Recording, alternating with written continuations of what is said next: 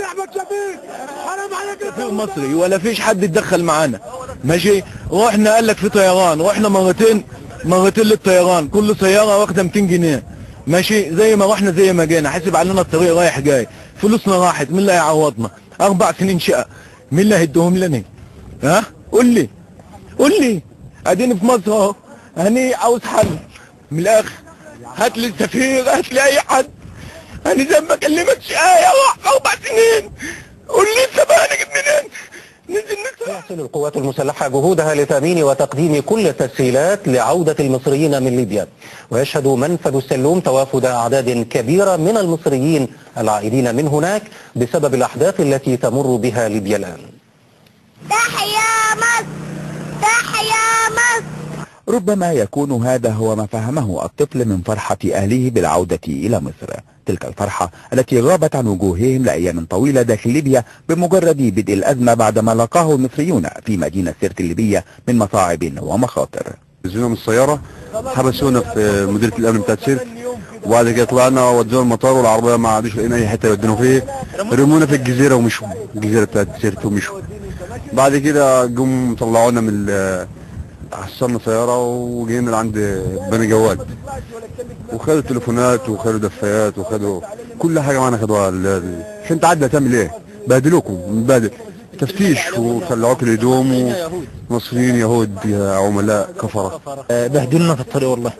احنا كنا قاعدين في النص، ولا طايرين شرق ولا طايرين غرب، احنا جانا ممكن الوسطى ديت في 4 وصلات، واتبهدلنا. خدنا المديرية حبسونا.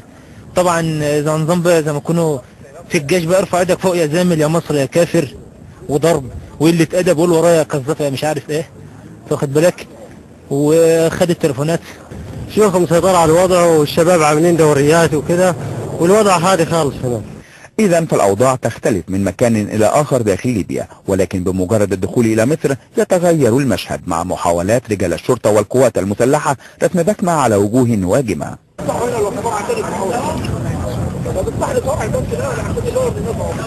ورغم ذلك كانت المرارة في الحلق من إحساس بإهدار كرامتهم دون تواجد دبلوماسي عملي لا إعلامي.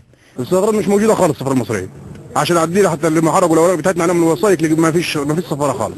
اخواتي هناك، زمايلي هناك محاصرين، بعثرهم الجيش، ممنوع نطلع من الأوض، ممنوع نطلع من الأوض. طلعت الحالات طيارات اللي جوه بس.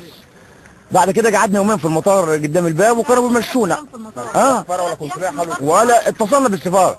السفاره كل شويه اللي هو السفير بتاع يقول لك والله احنا عندنا معلومات انه في طياره جايه، بس ما نعرفش هتجي امتى الطياره. نروح عند المطار يفتشونا ويقلبونا، وناخد بعضنا ونمشي.